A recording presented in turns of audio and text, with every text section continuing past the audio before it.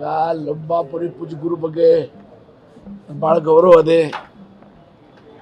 ಅವ್ರು ಏನು ಹೇಳಿದ್ರು ಆಶೀರ್ವಾದ ಅಂತ ನಾವು ತಿಳ್ಕೊಳ್ತೇವೆ. ಆದರೆ ಗ್ಯಾರಂಟಿಯಿಂದ ಜನ ಸುಮಾರಿ ಆಗ್ತಾರೆ ಅಂತ ಹೇಳಿದರೆ ಇವತ್ತಿಂಗ ಹಲವಾರು ಮನೆಗಳು ಕೊಡ್ತಾ ಬಂದ್ವಿ, ರೇಷನ್ ಕೊಡ್ತಾ ಬಂದಿದ್ದೇವೆ. ಬಡತನ ದೂರ ಆಗಬೇಕು, ಈ ದೃಷ್ಟಿಯಿಂದ ಸರ್ಕಾರ ಹಾಕೊಂಡ ಕಾರ್ಯಕ್ರಮ. ಈ ಕಾರ್ಯಕ್ರಮ ಕೇವಲ ಕಾಂಗ್ರೆಸ್ ಸರ್ಕಾರ ಅಷ್ಟೇ ಹಾಕಿಲ್ಲ, ಯಾವ ಸರ್ಕಾರ ಕರ್ನಾಟಕದಲ್ಲಿ ಭಾರತ ದೇಶದಲ್ಲಿ ಬಂದ ಅವೆಲ್ಲ ಹಾಕ್ಕೊಂಡಿದ್ದಾರೆ. ಹಾಗಾಗಿ ಪೂಜ್ಯ ಗುರುಗಳು ಏನು ಹೇಳಿದ್ದಾರೆ ಅದ್ರ ಬಗ್ಗೆ ನಾನು ಹೆಚ್ಚು ಕಮೆಂಟ್ ಮಾಡಲಿಕ್ಕೆ ಹೋಗೋದಿಲ್ಲ. ಅದರಿಂದ ಏನು ಯಾರಿಗೂ ತೊಂದರೆ ಆಗಿಲ್ಲ ಅಂತ ನಾ ಭಾವಿಸ್ತೇನೆ. ಡಿ ಕೆ ಶಿವಕುಮಾರ್ ಅವರು CM ಆಗಲಿ ಅಂತಲೂ ಹೇಳಿದ್ದಾರೆ. ಅವರದ್ದು ಇಚ್ಛೆ, ಅವರ ಇಚ್ಛೆ ಪ್ರಕಾರ ಅವ್ರು CM ಆಗಬೇಕಂತ ಅವ್ರು ಹೇಳಿದರೆ ನಾನು ಕೇಳಲಿಕ್ಕೆ ಅಧಿಕಾರ ಇಲ್ಲ. ಅಲ್ಟಿಮೇಟ್ಲಿ ನಮ್ಮ ಒಂದು ರಾಷ್ಟ್ರೀಯ ಪಕ್ಷ ಇದೆ, ಪಕ್ಷದಲ್ಲಿ ಈಗಾಗಲೇ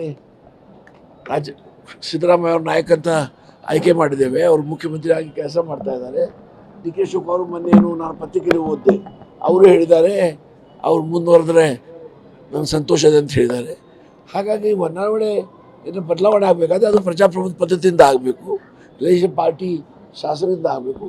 ಆ ಥರದ ವಾತಾವರಣ ಸೃಷ್ಟಿ ಇವತ್ತು ಕರ್ನಾಟಕದಲ್ಲಿ ಇಲ್ಲ. ಎರಡನೇ ಬಾರಿ ಈಗ ರಾಜ್ಯಕ್ಕೆ ಬಂದಿದ್ದಾರೆ, ಶಾಸಕರ ಸಭೆ ಕೂಡ ಮಾಡ್ತಾ ಇದ್ದಾರೆ. ಅವೆಲ್ಲರೂ ಭೇಟಿ ಮಾಡಿದ್ರ? ನಾನು ಇವತ್ತು ಭೇಟಿ ಆಗ್ತಾ ಇದ್ದೆ. ಏನು ಚರ್ಚೆ ಮಾಡಬೇಕು, ಏನೂ ಇಲ್ಲ ಅಂತ ಹೇಳ್ತೇನೆ. ಎಲ್ಲ ಚೆನ್ನಾಗಿದೆಯಪ್ಪ, ನೀನು ಆರಾಮದಿ, ಅವನು ಆರಾಮದ, ನಾವು ಆರಾಮದ್ವಿ, ಎಲ್ಲ ಚೆನ್ನಾಗದ ಅಂತ ಹೇಳ್ತೀವಿ. ಅಲ್ಲ, ನಿಮ್ಗೆ ಆರಾಮಿದೆ, ಕೆಲವು ಶಾಸಕರಿಗೆ ಆರಾಮಿಲ್ವಲ್ಲ ಸರ್? ಇನ್ನು ಸಚಿವರ ಸ್ಪಂದನೆ ಸಿಗ್ತಾ ಇಲ್ಲ, ಏನಪ್ಪ, ಕೆಲ ಸಚಿವರು ದುಡ್ಡು ಕೇಳ್ತಾ ಇದ್ದಾರೆ ಅಂತ ಆರೋಪ ಎಲ್ಲ ಮಾಡಿದ್ದಾರೆ. ಒಂದು ಮಾತು ಹೇಳ್ತೇನೆ ಕೇಳಿ, ಎಲ್ಲ ಸಚಿವರಾಗಲಿ ಬರ್ತದೆ 224 ನಾಮಿನೇಟ್ ಮಾಡಿ 225 ಜನ ಸದಸ್ಯರು. ರೂಲಿಂಗ್ ಪಾರ್ಟಿ ನಮ್ಮದು. ಅದರಲ್ಲಿ ಯಾರು ಮಂತ್ರಿ ಎಷ್ಟು ಜನ ಆಗ್ಬೋದು? 34-35 ಜನ ಆಗ್ಬೋದು. ಅದ್ರ ಮೇಲೆ ಮಾಡ್ಲಿಕ್ಕೆ ಆಗ್ತದೇನು? ಹಾಗಾಗಿ ಮಂತ್ರಿ ಆಗಬೇಕಂತ ಎಂಬಿಷನ್ ಇದ್ರೆ ಏನು ತಪ್ಪಿಲ್ಲ, ಅದ್ರಲ್ಲಿ ಏನು ತಪ್ಪು ಭಾವಿಸೋದಿಲ್ಲ. ಎಲ್ಲರಿಗೂ ಅರ್ಹತೆ ಇದೆ. ಎಲ್ಲ ನಮ್ಮ ಶಾಸಕರಿಗೆ, ಕಾಂಗ್ರೆಸ್ ಪಕ್ಷ ಶಾಸಕರಾದ ಶಾಸಕರಿಗೆ ಎಲ್ಲರಿಗೂ ಅರ್ಹತೆ ಇದೆ, ಯೋಗ್ಯತೆ ಇದೆ, ಆಗಬೇಕು. ಆದರೆ ಎಲ್ಲ ಸಾಧ್ಯ ಇರಲ್ಲ, ವ್ಯಾವಹಾರಿಕವಾಗಿ ಸಾಧ್ಯ ಇಲ್ಲ. ಈಗ ನೀವು ಸಚಿವ ಸ್ಥಾನ ಕೇಳ್ತೀರಾ ಸರ್? ಇವತ್ತೆಲ್ಲ ಭೇಟಿ ಮಾಡ್ತೀವಿ. ಯಾರಿಗೆ? ಸೂರ್ಜೇವಾಲ ನನಗೆ ಕರೆದಾರ. ಅಲ್ಲ, ಭೇಟಿ ಮಾಡಕ್ ಹೋಗ್ತೀವಿ ಅಂತಂದ್ರೆ ನನಗೆ ಕರೆದಾರ್ರಿ ಸೂರ್ಜೇವಾಲ. ಯಾಕೆ ಆಮಂತ್ರಣ ಕೊಟ್ಟರೆ ಕೊಟ್ಟಿಲ್ಲ, ನಾವು ಕಿವಿಲಿ ಹೇಳ್ತಾರ ಗೊತ್ತಿಲ್ಲ, ನೀವು ಕೇಳಿದ್ದು.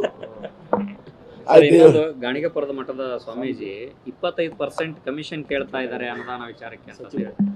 ಯಾವ ಸ್ವಾಮಿ ಏನೇನು ಹೇಳಿದ್ರೆ ಒಂದು ಪಟ್ಟಿ ಮಾಡ್ರಿ. ಏನಾಗಿದೆ, ಸ್ವಾಮಿಗಳನ್ನೇ ಹೆಚ್ಚಾಗಿದ್ದಾರೆ, MLA ಕರ್ತಾ, MP ಕರ್ತಾ. ಹಾಗಾಗಿ ಪ್ರತಿಯೊಂದು ಸ್ವಾಮಿ ಬಗ್ಗೆ ನಾನು ಗೌರವನೇ, ಅವ್ರು ಪೂಜಿಸ್ತಾನೇ ಇದ್ದಾರೆ. ಈಗ ಅವ್ರು ಏನು ಹೇಳಿದ್ದಾರೆ, ಯಾರ ಹೇಳಿದ್ದಾರೆ, ಯಾಕೆ ಹೇಳಿದ್ದಾರೆ ನನಗೆ ಗೊತ್ತಿಲ್ಲ.